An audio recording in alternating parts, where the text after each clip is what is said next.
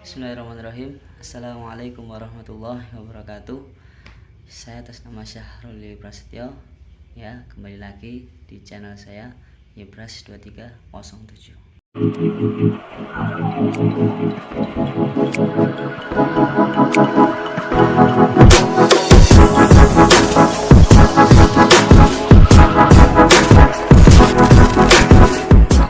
Ya, kali ini saya akan membawakan video mengenai wawancara saya di salah satu SDIT di Solo Raya ini.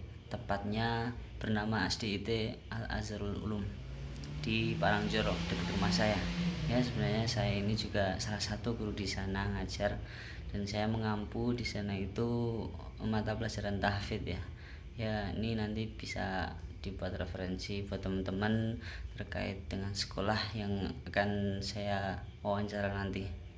Ya, langsung saja kita menuju ke segmen wawancara. Alhamdulillahirrahmanirrahim. Di sini saya alhamdulillah diberi kesempatan untuk bisa melakukan penelitian di SDIT Al Azharul Ulum. Kebetulan ini saya langsung bertemu atau mewawancarai dengan beliau, kepala sekolah Satiwan Budianto, selaku kepala sekolah di SDIT Al Azharul Ulum.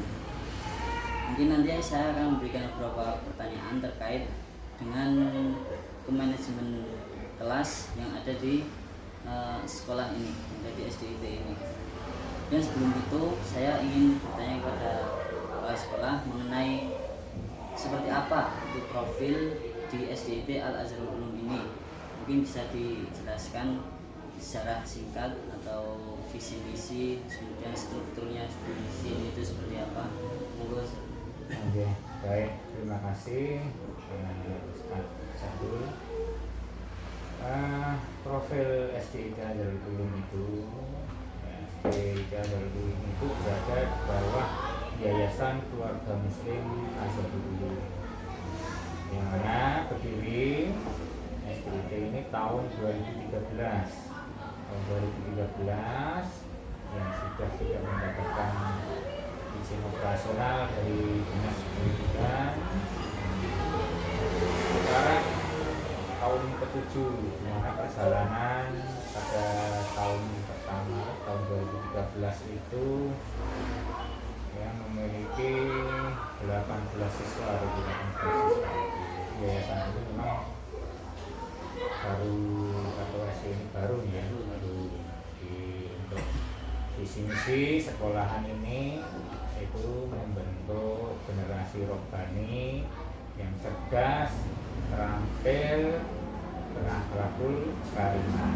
Jadi harapannya anak-anak ataupun siswa-siswi yang masuk ke sini, mereka diharapkan menjadi anak yang tidak hanya pandai dalam sisi pengetahuan, tapi secara keterampilan, minat bakat, kemudian secara karakter Islami, kita tentu harapannya seperti itu. Dan di Azharul Ulum sendiri ya, yang ditonjolkan adalah penguatan karakter dan tahfidz. Jadi kita juga ada program akselerasi tahfidz.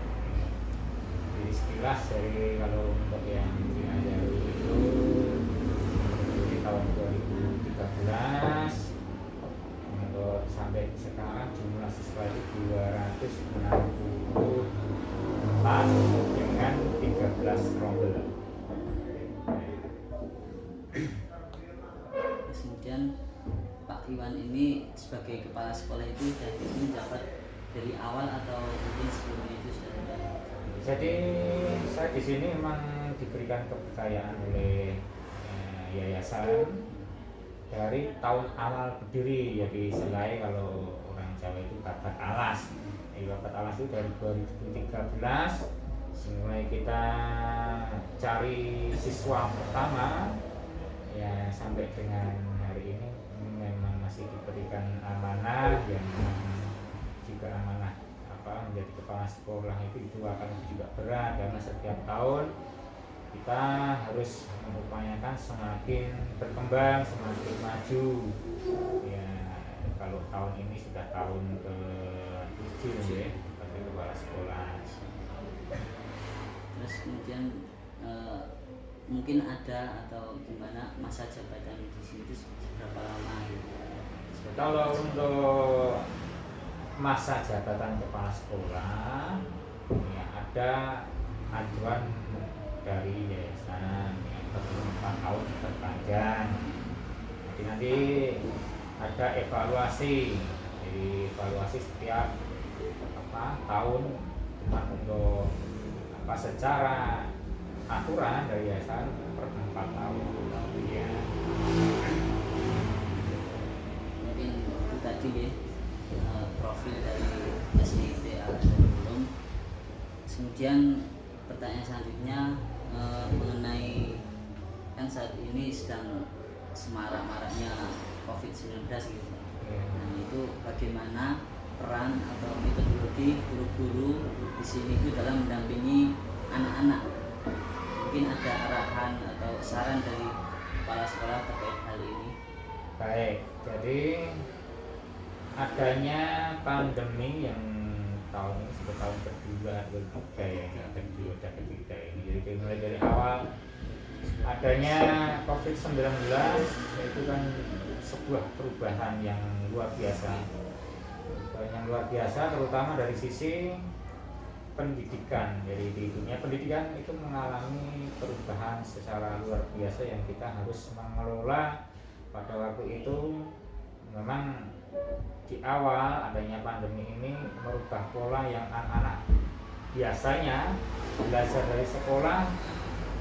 Pada saat awal pandemi langsung ada kebijakan anak harus berada di rumah. Nah, ketika berada di rumah otomatis terjadi perubahan kurikulum secara mendadak. Jadi perubahan secara cepat untuk menindaklanjuti adanya perubahan kebijakan dari pemerintah, yaitu dengan sekolah melakukan pembelajaran yang sifatnya daring atau online. Jadi kurikulum dirubah dengan kurikulum secara online atau daring, ya, kurikulum PJJ, pembelajaran jarak jauh. Nah, itu dengan berprinsip bahwa pembelajaran dilaksanakan secara online.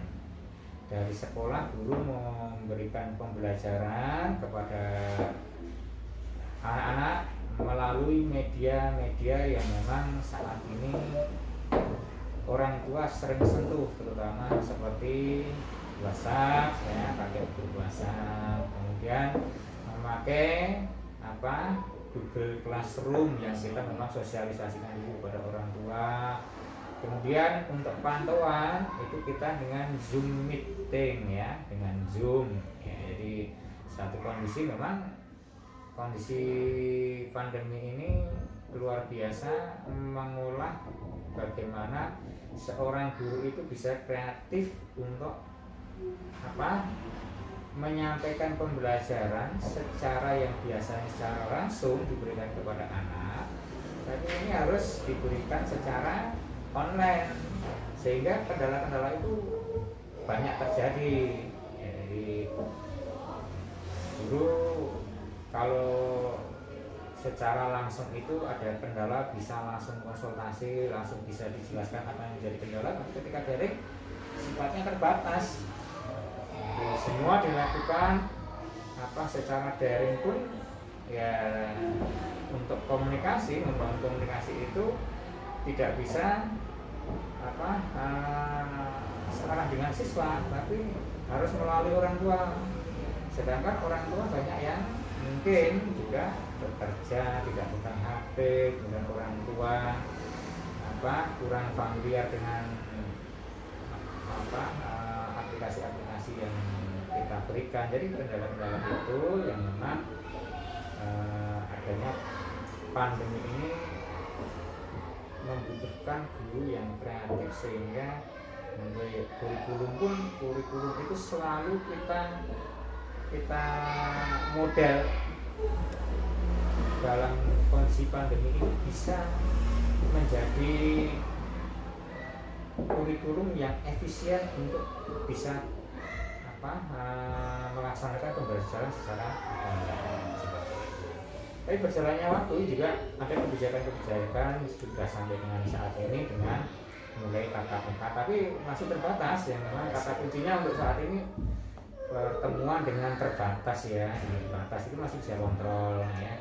Jadi satu dengan daring online, yang kedua kalau waktu awal itu dengan modul, guru memberikan modul ya, modul yang sudah disiapkan, diberikan dinamika dengan tugas, orang tua mengambil berdirian pembagian kelas ya, pembagian orang tua. Kemudian ada ketika sudah agak mereda kemarin home visit ya, guru datang ke rumah dibagi berapa kelompok atau mendatangi persisma, kontrol ada yang konsultasi, jadi sifatnya konsultasi terbatas gitu. Memang kurikulumnya selalu juga mengalami perubahan dari tidak seperti pada waktu sebelum pandemi.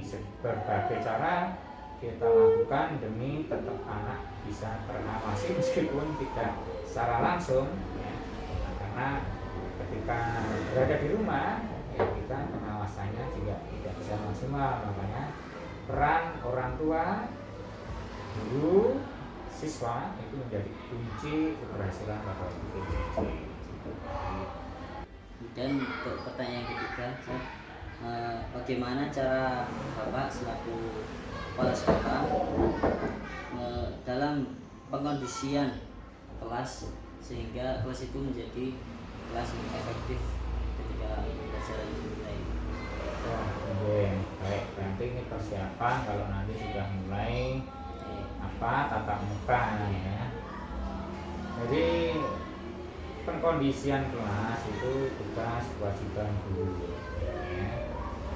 Kita kepala sekolah adalah tugasnya mensupervisi bagaimana keadaan kelas. Nah, keadaan kelas, kondisi kelas bisa terkondisikan apabila guru sudah melaksanakan pembelajaran secara baik. Secara baik itu ada persyaratan. Guru harus memiliki rancangan pembelajaran dengan baik ya, RPT, silabus, program, promes itu harus baik. Karena apa? Kalau tidak ada rancangan, otomatis apa yang disampaikan juga tidak akan mengenang, tidak akan tuntut. Nah itu satu. Jadi kondisi kelas itu bisa terkondisikan ketika apa yang menjadi senjata guru, terutama perancangan dan program dan sebagainya yang harus dimiliki oleh guru itu tertib dulu. Yang kedua, guru harus mampu melakukan tugas sebagai pendidik dengan baik. Dengan baik itu bagaimana? Ya, guru harus punya kemampuan secara kompetensi pedagogik, kompetensi sosial, kompetensi yang memang mendukung seorang guru untuk melakukan pembelajaran. Jadi guru harus selalu merefresh diri, mengembangkan keilmuan terutama untuk jadi kondisi kelas ini memang tergantung dari guru. Ya, jembatan sekolah itu ada guru. Guru punya administrasi lengkap, kemampuan mengajar yang kompetensi seorang guru itu selalu diasah, maka akan terjadi manajemen kelas yang baik. Siswa pun akan mendapatkan pembelajaran dengan menyenangkan, kan gitu. Itu yang menjadi syarat utama kelas bisa terkondisikan dengan baik.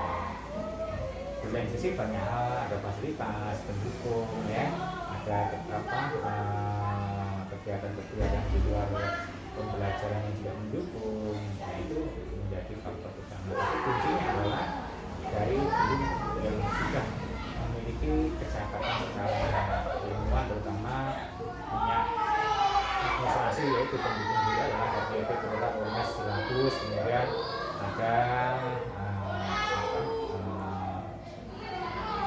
selalu mengasah diri. Mungkin ada beberapa faktor pendukung atau penghambat jenengan sebagai kepala sekolah, supervisor, pelaksanaan supervisi dalam proses belajar mengajar itu seperti apa? Baik, jadi kalau terkait dengan supervisi, ya, supervisi itu kaitan dengan pelaksanaan pengawasan terhadap terutama para guru. Larinya nanti ke penilaian kinerja guru. Yang menjadi pendukung adalah seorang guru sudah melakukan apa yang menjadi tugasnya dengan baik, dengan tertib, itu akan mendukung adanya supervisi. Otomatis ketika guru sudah tertib dalam hal administrasi, dalam hal apa yang menjadi tugas pokoknya sebagai guru, maka apa yang diharapkan dari kinerja guru itu didapatkan. Ya. Yang menjadi penghambat itu adalah waktu yang memang, karena kita rombelnya banyak ya, keterbatasan waktu dalam pengawasan. Nah, supervisi, misalkan sini ada sekian 13 rombel itu, kalau apalagi di pandemi ini supervisinya juga terbatas sedikit. Kita sebagai kepala sekolah memang supervisi wajib dilakukan untuk terus istilahnya memberikan pengawasan sebagai dasar untuk evaluasi terhadap berbagai kekurangan yang ada di lapangan. Ya, keterbatasannya ya kendala-kendalanya di waktu itu. Ya kemudian mungkin guru tidak tertib, itu menjadi kendala-kendala tersendiri ya. Karena memang lancarnya supervisi itu harus ada daya dukung dari guru itu sendiri.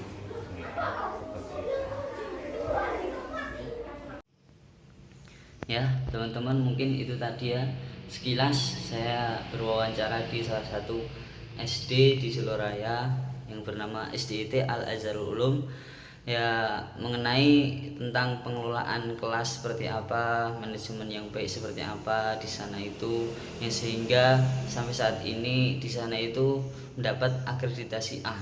Ya memang baru sih, sekolah itu baru 7 tahun berdiri dari 2013 sampai sekarang, yang diampu oleh satu kepala sekolah dari dulu babat alas sampai sekarang. Masya Allah sekali ya. Semoga kita bisa mengambil kemanfaatan dari wawancara yang telah saya lakukan tadi ya. Mungkin ya teman-teman, hanya ini yang bisa saya sampaikan, kurang lebihnya maaf. Akhirul kalam, wassalamualaikum warahmatullahi wabarakatuh.